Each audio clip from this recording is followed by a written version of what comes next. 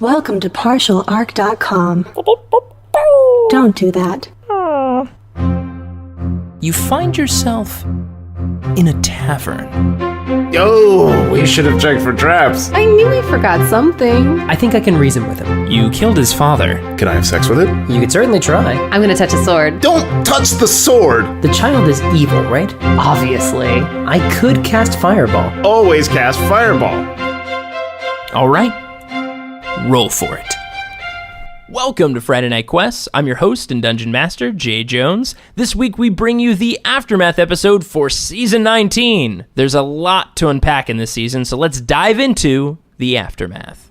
Welcome to Friday Night Quests. It's me, Mike Christensen, and that's Jay Jones. Hey! And you guys couldn't see this, but he pointed at me. I always do. You never need to comment on it. Yeah, But, you know, I did. you always do. Yeah. You also always gesture to me when we do Because Comics. That's true. And I almost never call you on that. Yeah, well, guess what? I'm not nearly as nice, Mike. I know that because I know how season 19 ended. Ah. The first question I have is not about the ending, although, yes, how dare you. We are going to get to that question, though. So just start thinking about it. What? People want to know about that? Start thinking about it in your head. Just in the back of your head. How dare Yeah. you? Just start thinking about that. But the first question is, what was the genesis for this adventure? What was the seed, basically, that began this 10-episode arc, which is pretty long. by far, it's twice as long as the longest adventure we've done. No, I'm sorry. The first Adventures of Gormo is 6 episodes. Yeah, that's true. Because I'm not very good with economy of storytelling. But this is the longest one we've done for a number of reasons. But how did it begin? What was the... Yeah, I mean, I would say, like, just speaking to the length, I didn't know it was going to be this long, because I also didn't know we would have an entire bank episode to kick it off. We'll get to that in a minute. That's one part of it. But I definitely knew that it would probably be the longest adventure we'd had yet, at least in Velvet League proper. That wasn't a side adventure.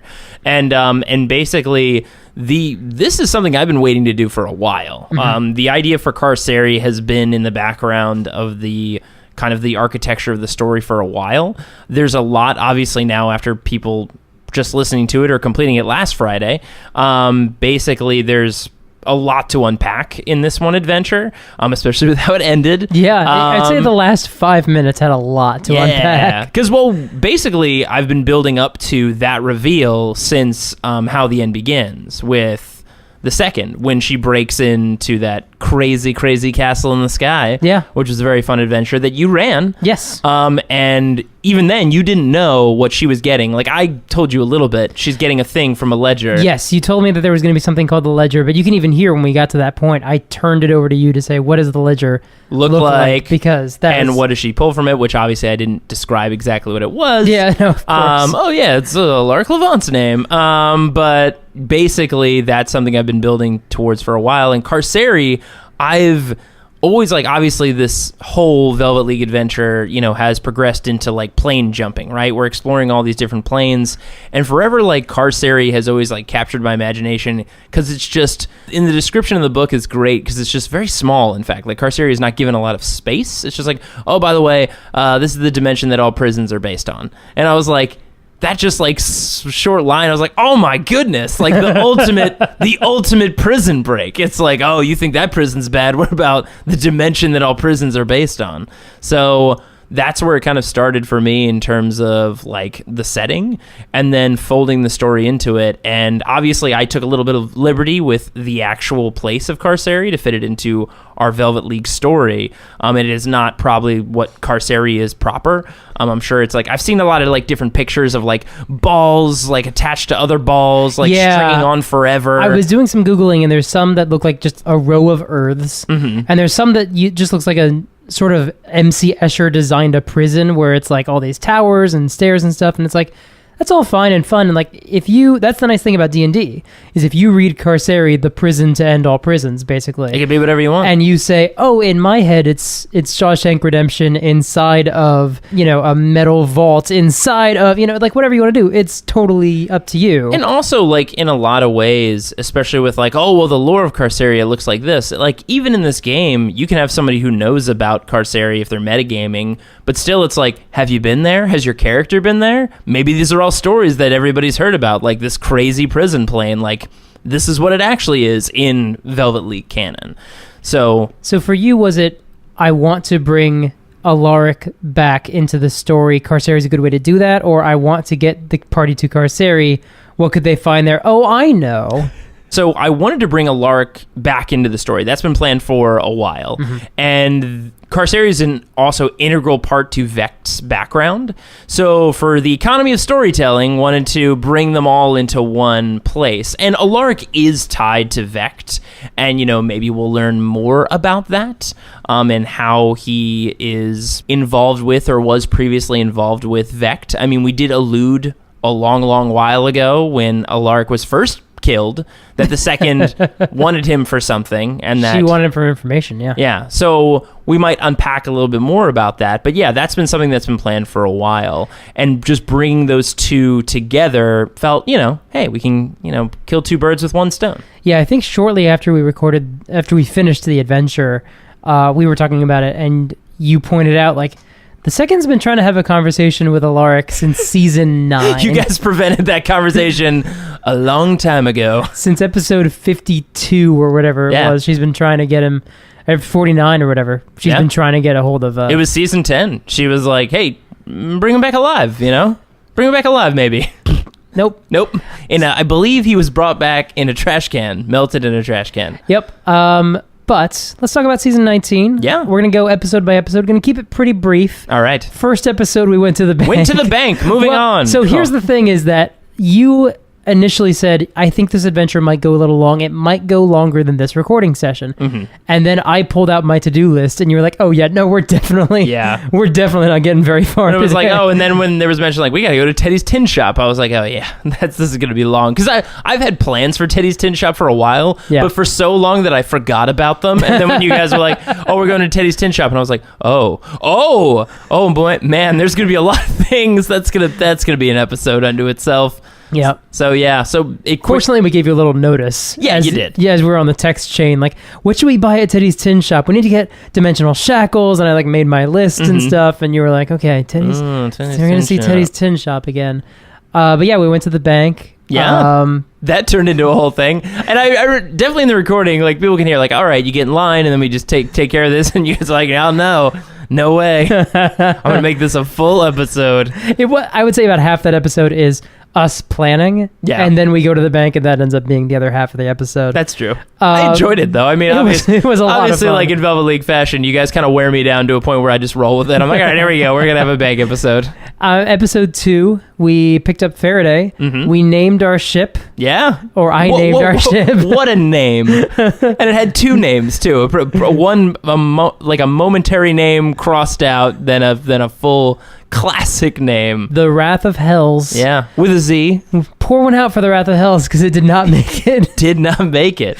Man, I thought it was going to make it a lot longer. It's definitely affected things in the future that you guys will no longer have a flying pirate ship, but that's fine. Yeah. Look, I think it went out in style, taking down that big nasty snake monster. So I thought that was pretty fun. Unfortunately, we just were tapped at that point. We're like, I don't think we get this ship out of here, man. Look, to be fair, I threw a lot of things at you guys, so you know what? It's fine if the ship didn't make it out. We'll get to that in a minute. While we're on episode 2, we actually have a fan question. Unfortunately, because we are pre-recording this, we weren't able to get fan questions for the entire season, but some people... So if you had listened to the last episode by then, we had already recorded this. So sorry about that. I'm sure we'll get to the whole Alaric of it at the end, because I'm sure there might have been some questions about that. We'll have an aftermath not too long from now that will be much more Alaric-centric. What?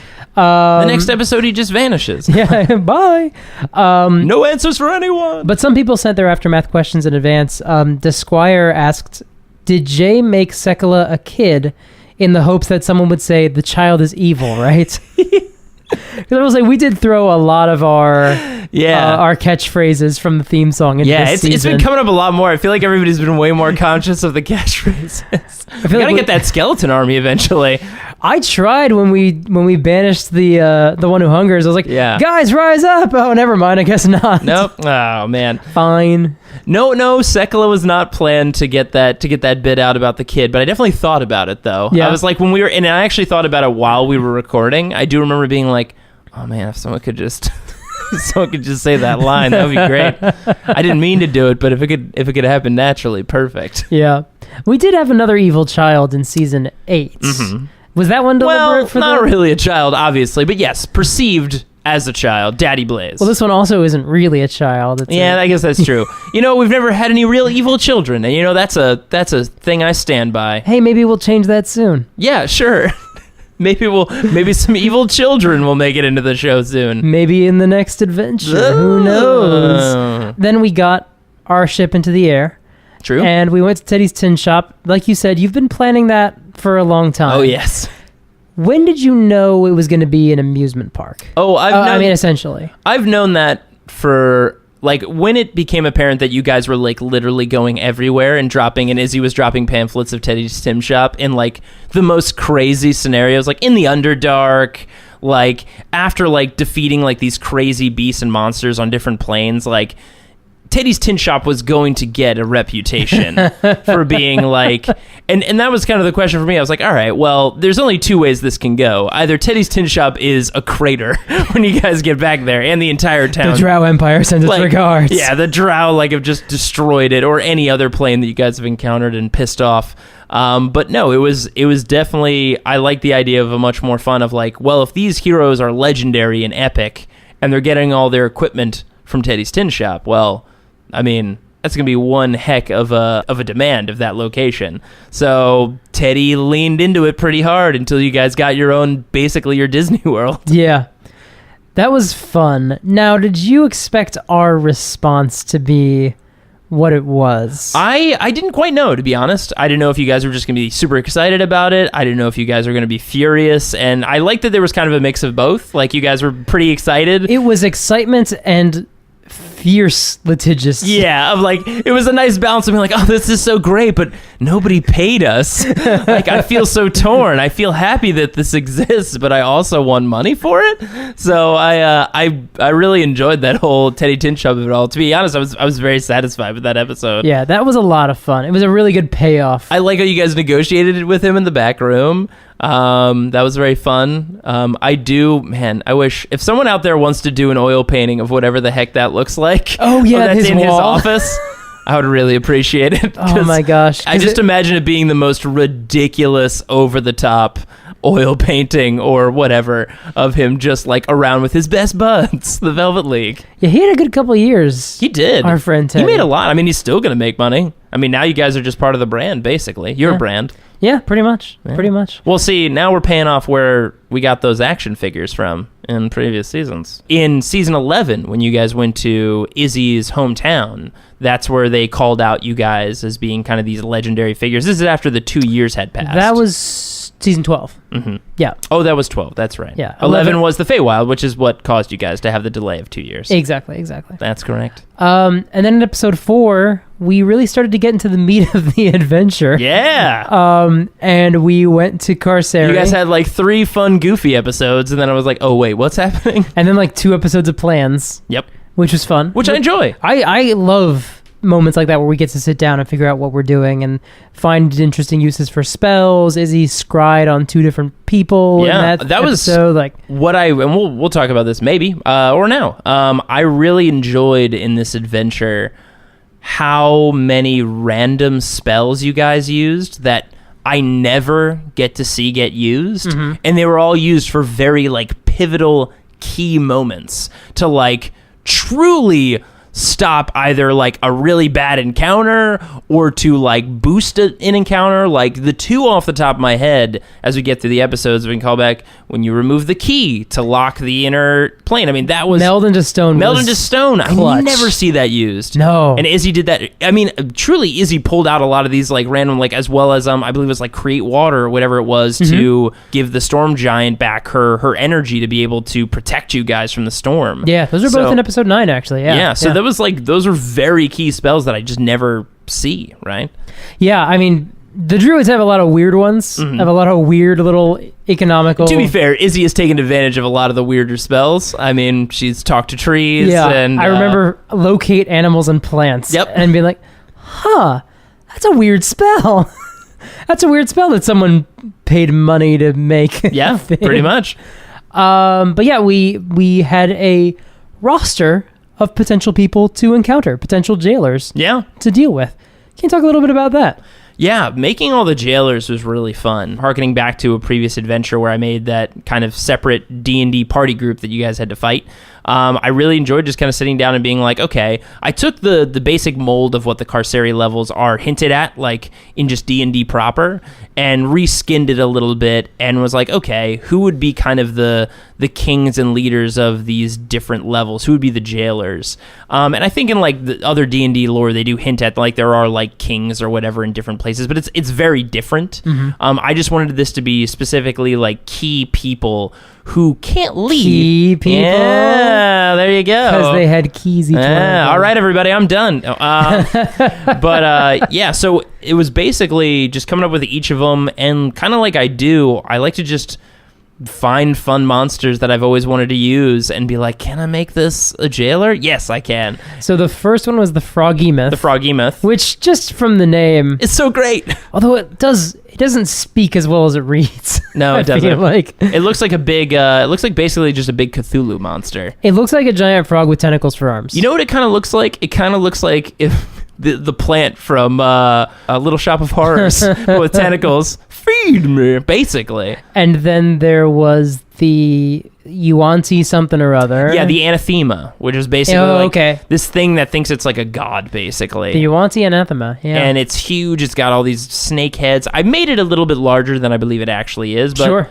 I mean, come on. Why Gotta have not? a giant snake monster. It's more fun that way. For sure. And then we had, of course, the Mummy Lord. Mummy Lord. I love me mummies. Yeah. And then the Storm Giant, which has been planned for a while. Yeah. Which was, oh man, I'm so glad somebody remembered about that one. Remembered or happened to have it in my notes and was like, and at the moment, we were jumping ahead to episode 9, as if you guys can guess, but when she landed on the ship and you were describing her, I was just like flipping through my notes. Yeah, like, you were very quickly, and I was like, yes, yes. Please tell me I wrote this woman's name down. I know we never met her, but like we heard it. Did I write it down? Yeah. Which is why first thing I say is, do you know someone named Lady Mina? Because I was like, no, it's not her, but I know that name. Hold on. I was stalling for time. I was like, wait, hold on. I'm looking for your name, but you know someone named Lady Mina, right? Because otherwise this is all for naught. So that was really fun. Yeah. And then we'll probably talk about that a little bit later in episode 9 of it. But and then Kraken, obviously, in the big old acidy water. And the thing is, like, about these jailers, and then of course in the very center is Carceri itself. Yeah. But in these other different levels, I like this idea of these jailers. Some of them kind of live like kings and queens, and others are kind of just like tasked with this. Like I see most of them kind of like rule their different domains, but they're still not pleasant domains. Like nobody's happy to be there. Right. Like even the Kraken is in acidic ocean, so it's not super great. It rules the ocean, but it's not an ocean it would probably want to be in normally. So yeah, that checks out. Yeah, and there was one big change, and maybe this is somewhere else, I don't know, but this was something that I kind of established for Carceri when I was creating it, is that anything there that is touched by the Warden cannot die. Yeah. Which, one, I thought would make for really fun encounters if you guys had to fight one of these things or chose to, and then stuck around, and it would start to reknit itself back together. Also made for some really terrifying things, like especially the Froggy-myth. Like that was definitely one of the worst places. There were some other really bad ones. Yeah, I was gonna say that was pretty horrifying. Yeah, pretty horrifying because he's just continually eating the same people over and over again because they're healing and then he's just eating them again. Yeah, pretty bad way to be. Which means they're conscious through the whole digestion process. Or they black out and then wake up as half a person or a third of a person to becoming a half, then a full, then an eaten person again. Yeah, it's bad news bears. Yeah.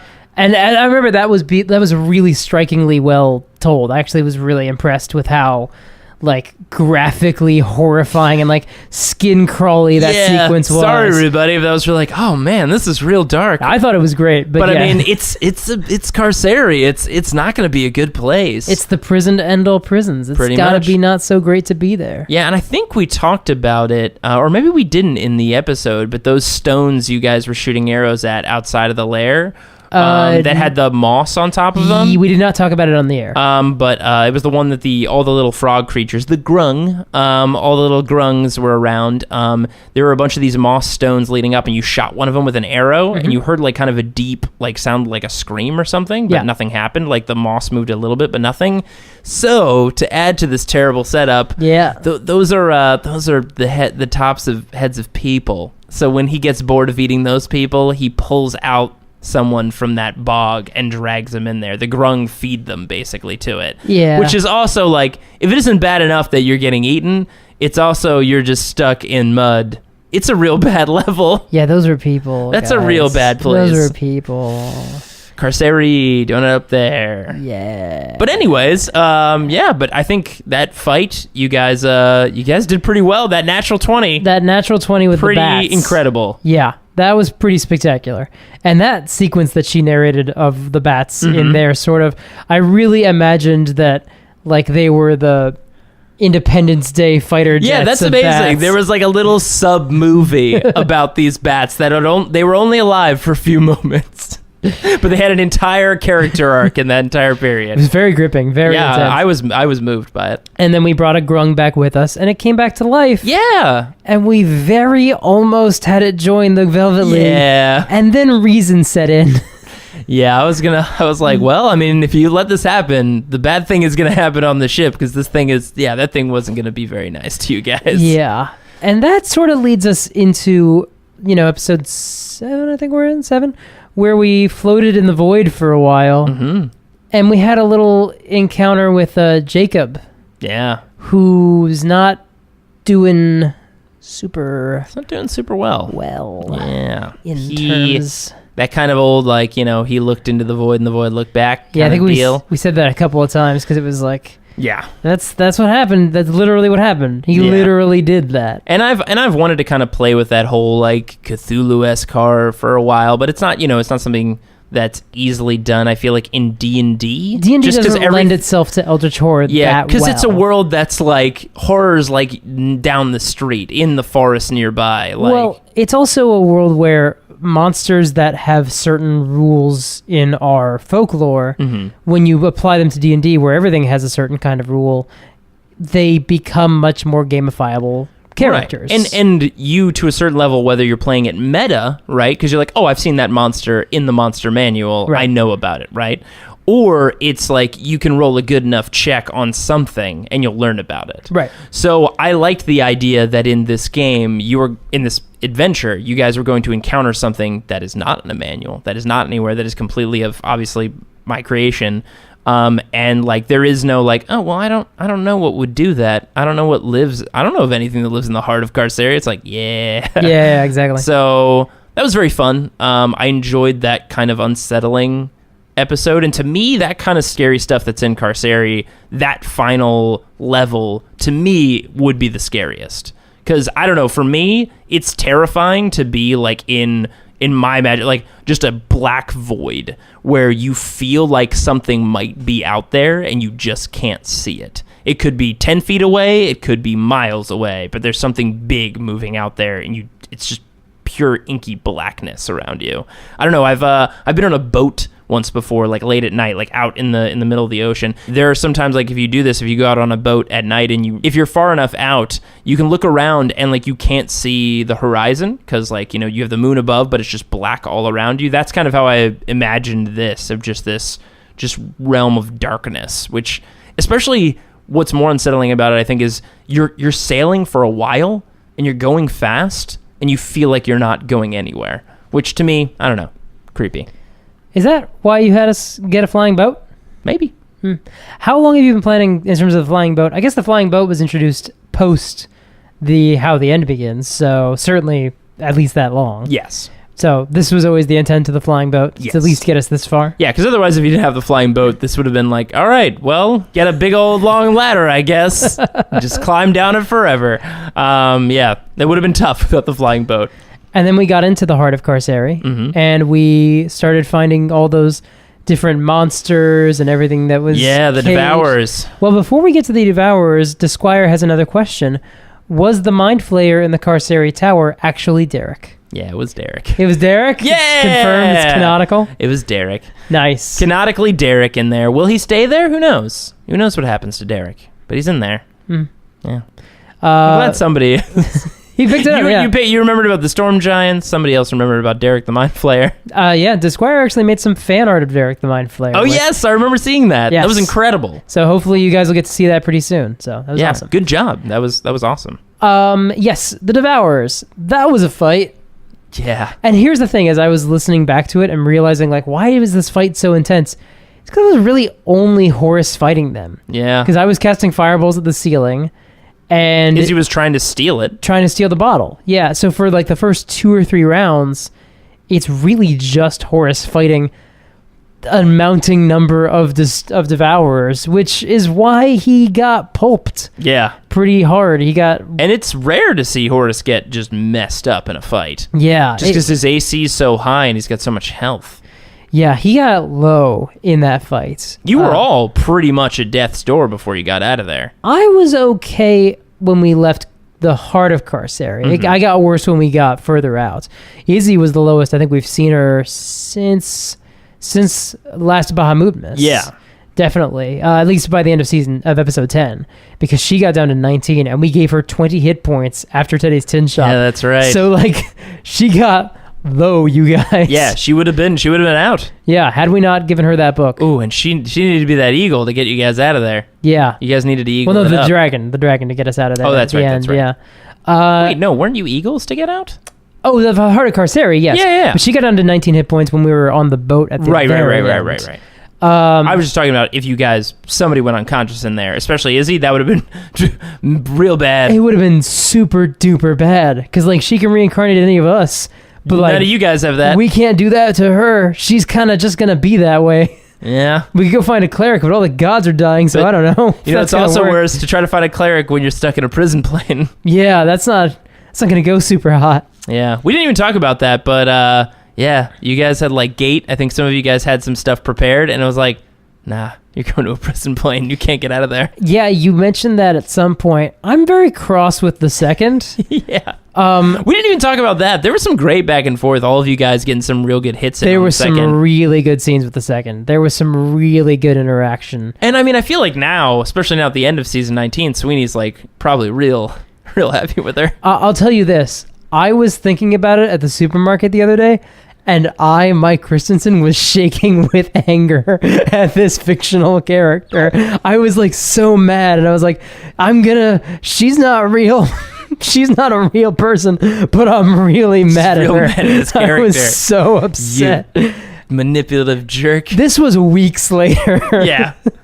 Oh boy. Oh, by the way, speaking of the second, I want to call out we got some fan art a while ago sent Yes. to us of the Velvet League. It was 3 incredible pictures done by Chloe. Chloe, again, thank you so much. She sent it to us, and when I opened the package, we found one little extra piece of art in there, and it was of the second. Yeah. Which I don't think we've posted. And like No, love not to yet. throw it up there. It's wonderful. I absolutely love it. They're the tarot card pieces of art. Yeah. And they turned her into the High Priestess, which is perfect because A, it fits her personality really well. B, High Priestess is number 2 in the tarot deck. Yeah, love and, that. And C, the High Priestess and the Magician, which was Sweeney's card, have a little friction in the tarot lore, I guess is I don't know how it works. It's very interesting, and she looks great. The second has never looked better than that image. So Chloe, thank you so much. Yes, that was amazing, and she survived the adventure. It did not look like she was There was going a few to. moments. We'll have to get to that, but there was a few moments at the very end that I was like, "Oh man, is he going to just murder the second?" Let's talk about the escape from Carcery, Yeah. because you pulled what Matt Colville refers to as the Colville Screw, or what rather Matt Colville's players refer to as the Colville Screw. I was going to say that's weird for him to name that himself. Where you get to the bottom of a dungeon that you've cleverly snuck through, and then the alarm is sounded, and everything descends on you. Then all these individual little encounters become one mega encounter. Yeah, that's kind of what happened to us. it's real fun.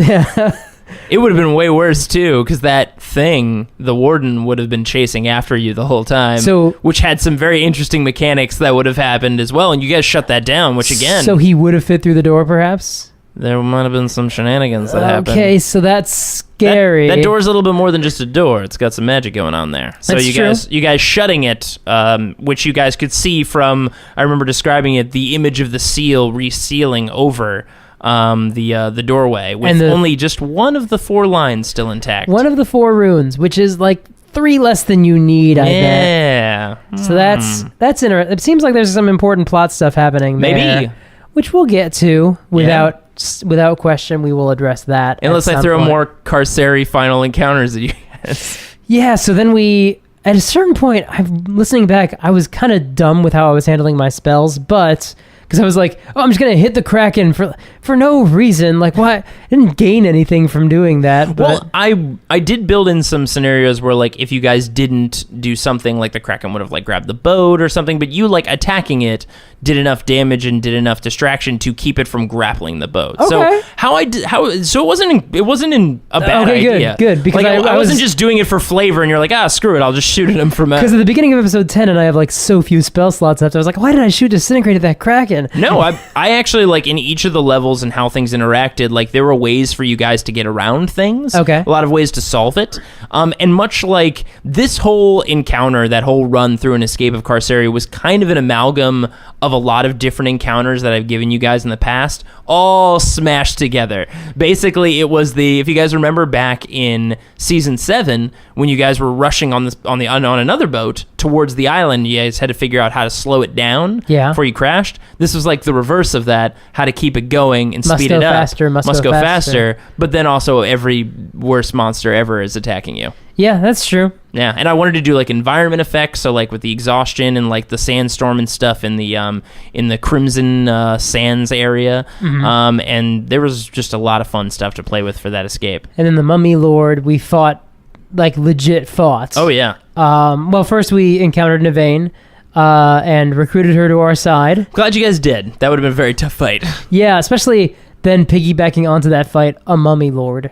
Because that would have been bad. Yeah, and here's the thing. If you weren't friends with her, she would have had a tough time if she was still on the boat when you guys got up to the next level. True. But it was much to your benefit to have her on your side. Yeah, that tracks. Yeah. It was good to have a Storm Giant with us. Storm Giant, right? Yeah. Cloud Giant, Storm Giant? Yeah, Cloud is the one below. Storm is the highest. Got it, okay. The highest in the ordning. Got it. But yeah, I've been waiting to bring her back for a while now. I knew she would be here in Carceri. Because that's where we are right now, recording this. Yeah, it's a shame they didn't find us and free us. Yeah. Truly, that's what we've done this whole podcast for, just leading up to hopefully someone would rescue us from here. We kind of hoped that it would happen then and we could stop recording these, but... Oh, well. Okay, so here we are. But basically, I gotta be honest, when I built this out, I was like, am I really gonna throw all these things at them? Yeah, I'm gonna do that. Because this was I believe this is the first time I've ever run an adventure with level 20 characters. This is the first time we've talked about you guys have ever been level 20. Yep. And I was like, look, level 20, they've got a lot of tricks. They have more life than they could ever possibly have. Let's throw all of the worst things at them and see what happens. This leads me to a question that wasn't specifically tagged as an aftermath question. Okay. And we talked about it. We actually answered it on Twitter, but I think it's worth expanding on here. Sure. Archangel asked us, when you are in an encounter, as a DM, is your goal to try to kill the PC? Which strategy should I put into my NPC attacks? My feeling is plan the encounter to be balanced and fair, and then let the monsters act like they would. So, give them the tools they need to have a fair fight with the PCs, and then let them use lethal force when it's appropriate. Yeah. I think we're on the same page. Yeah, we're on the same page there. I completely agree. I never go into any of my encounters, definitely being this is the time I'm going to kill all of them. I worry that this might be the time that I kill all of you, but that's not, goal number 1 every time. Right. Your goal isn't to kill them, but when you go to something like Season 9, in the fight that killed Sweeney, the characters did want that is their intention, and I will make those characters follow through. But what I try to do with any encounter, I guess, is, and this is, again, for any DM, I would recommend doing this based off of your players, the group that you play with. I'm a big big advocate of tailoring your story and your play style and stuff to fit the group that you're in. And Mike, you've written a lot of great articles about DMing in general on the website on partialarc.com. So if anybody hasn't read those, please check them out. Mike's got a whole library in there. Yeah, check out articles, the How We Roll tag. But you've talked about in one of your articles previously about how, like, ask the group what kind of game they want to play, right? Like, what kind of adventure do they want to do? They want to be like detectives? Do they want to just be smashing and breaking stuff and blowing things up with powers? So, like, for doing this podcast as long as we have and just playing with you outside in other games, I've got a pretty good idea of kind of like how you and Jeremy and Kelly solve problems in scenarios and encounters. So for me, I like to, and you guys allow me to do this because you guys are all very creative and you guys roll with a lot of crazy stuff that I throw your way. So thank you. No, of course. But I like to build an encounter where I will make it very dangerous. Like, I definitely, when you look at the DM handbook where it's like easy, medium, hard, deadly, I go straight to the deadly column and go like, all right, how much can I fit in for deadly?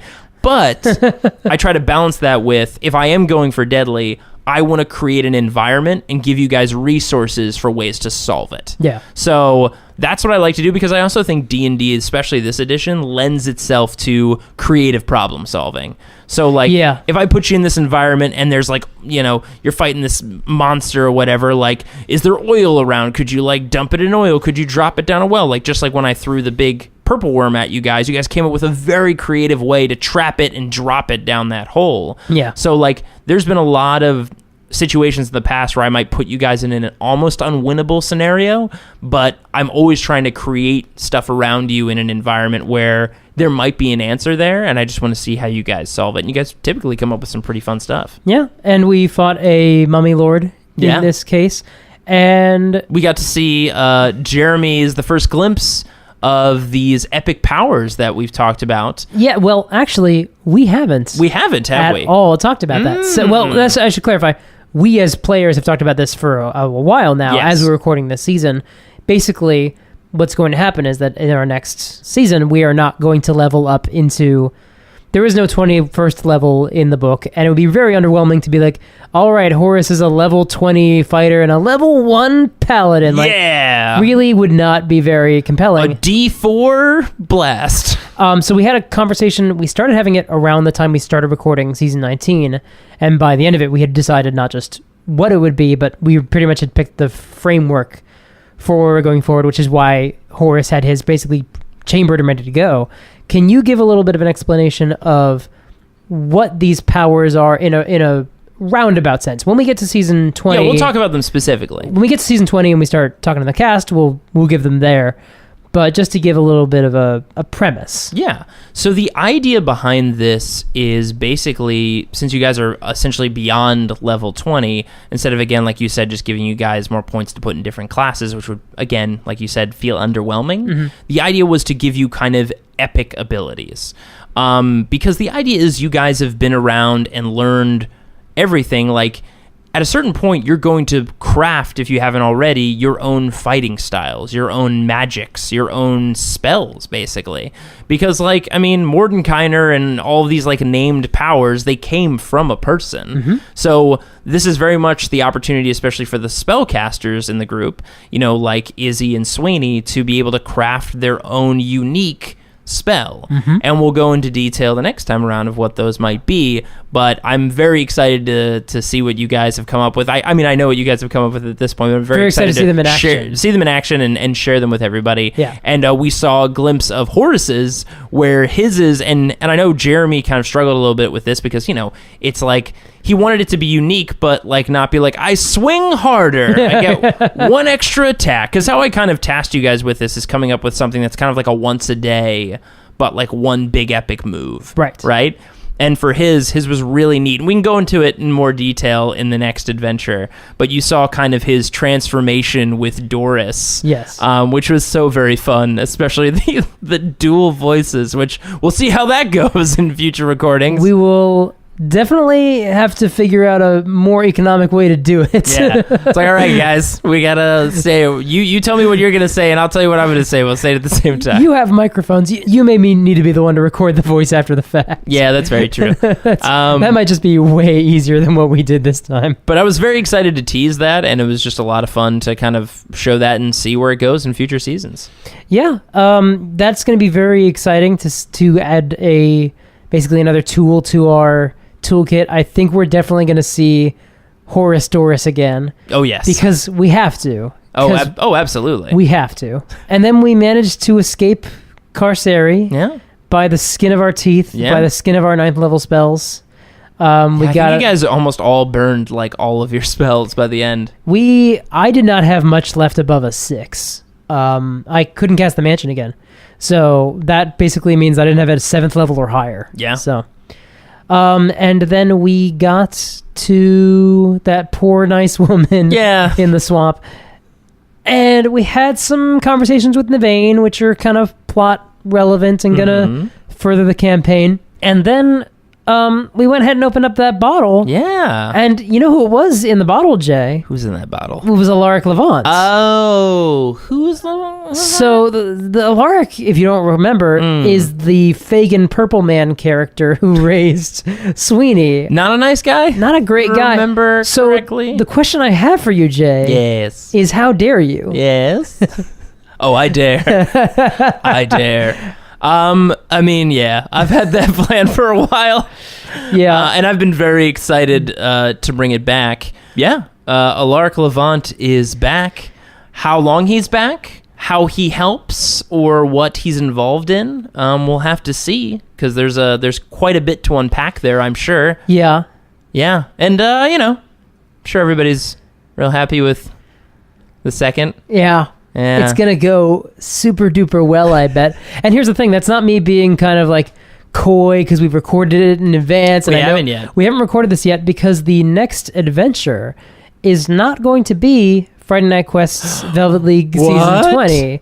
It's going to be Legend of Gormo. Oh, Gormo dead. died a bunch. He's dead. Gormo died forever now. Bye. So instead of doing a Gormo cutaway, and instead of doing a cutaway to the second, because she's here with us right now. That's true. And instead of doing a sad story or scary stories with Stu Wellington, I guess now they'd be like sad stories. I don't know. Maybe they're happy stories to like keep all the kids distracted. It's just a campaign where everything goes perfectly. Yeah. Instead, it's going to be a prequel. It is going to be a prequel. I believe it's our only ever prequel. Yeah. I'm very happy with the prequel. Yeah, it came out great. And do you want to give a little let's give a little is? tease for the prequel. So this is our Bahamutmas adventure. We have one every year. Yes. Around this time, around the holiday time.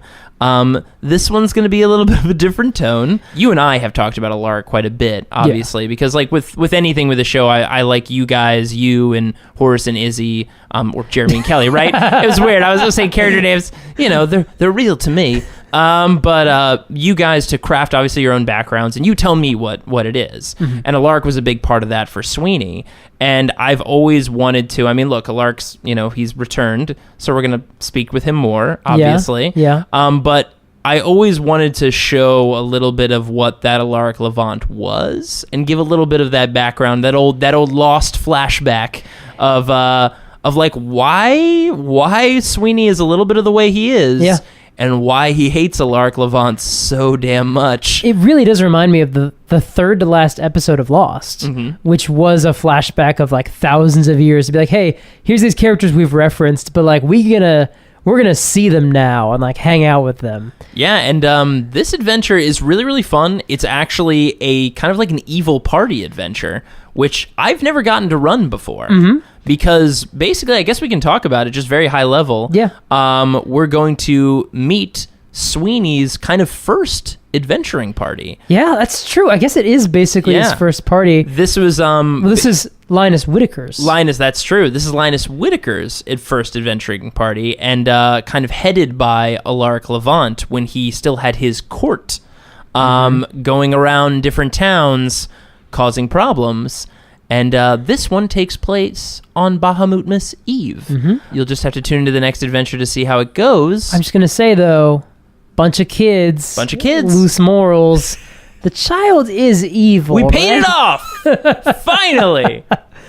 But yeah, it was really, really fun to record. Been really excited to just kind of see this character in his prime, like back in the day. Yeah. It was very fun to also see Linus back in the day. That was weird to roleplay. And we'll Young get into Sweeney. that. We'll get into that when we get to the aftermath for that season. But it was a fun one. I'm very excited for you guys to check it out. That's coming up for our next adventure. And then after Bahamutmas, we'll be returning to Velvet League storyline proper, because obviously there's quite a bit to see from what's going on going forward. And can we get a little status update? How many seasons left in the Velvet League story? So now I think I can give a little bit more context. I know a while ago, and I think we've joked about how we said, like, it's not going to end for a while, and then we released how the end begins. But I can truly say now that there will be only 2 more seasons of the Velvet League storyline. So there will be season 20, which will be the cap of kind of like the full run of the Velvet League, which is the next one. And then right after that is the finale season. Now, these are not going to probably be our traditional 4-episode seasons. Each one's probably going to be a little bit longer. The finale is probably going to be pretty long. It's probably going to be close to season 19 length, because there's still quite a bit of adventure. So if you guys feel like Velvet League is going to be gone after a month from now or anything like that, definitely not. Don't worry about that. There's quite a bit more in the story to go, but it is going to be wrapped up in 2 more seasons. So that's season 20 and then the finale right after. So really, we have this Bahamutmas adventure, season 20, and then the finale. And there's going to be a whole episode for yelling at the second. Yep. Full episode. That's true. This might take a very long time. Full episode for burying her body. Oh, goodness. I mean, not if Izzy's around. She'll just turn into a dragon and eat her. But man. And then, do we want to say what we have planned for after the Velvet League? Because we have started to get some people asking, and I think it's only fair to say in broad strokes. I think maybe that might be something we can talk about after the Bahamutmas adventure. Okay. We can talk about that, kind of New Year, right? What's coming up. I think that Aftermath goes up right before New Year's, yeah. So we can release that as a present for you guys. So hey guys, go ahead and listen to the Linus Whitaker prequel adventure. And to be clear, this is going to be a lot of Linus. This is going to be a lot of Alaric. This is, even though it is a prequel adventure, I highly recommend definitely listening to it, because there is a lot there. We are about to learn and see about this character Alaric in the past, which might influence the future.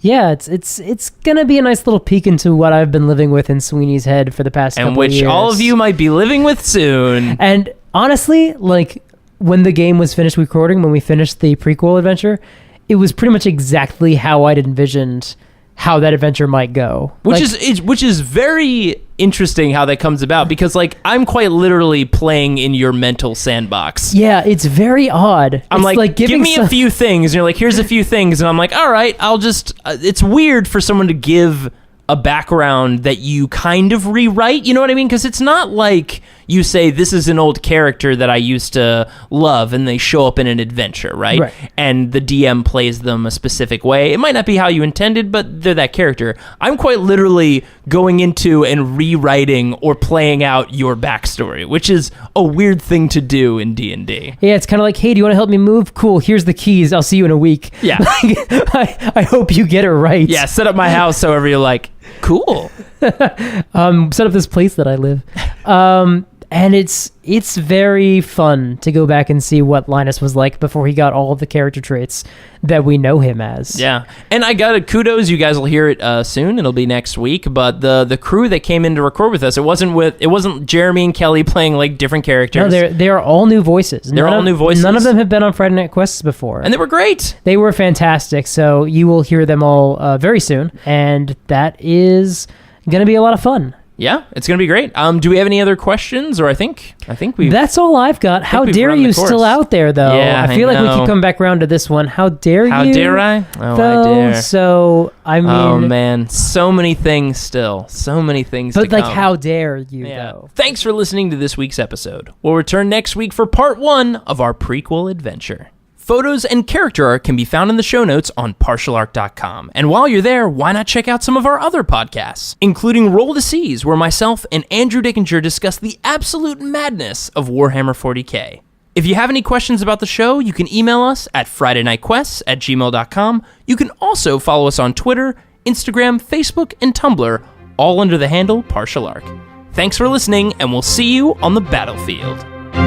Yeah, I'm gonna loot the body. So, how much experience do we get? Well, now we have a skeleton army, so that's pretty neat.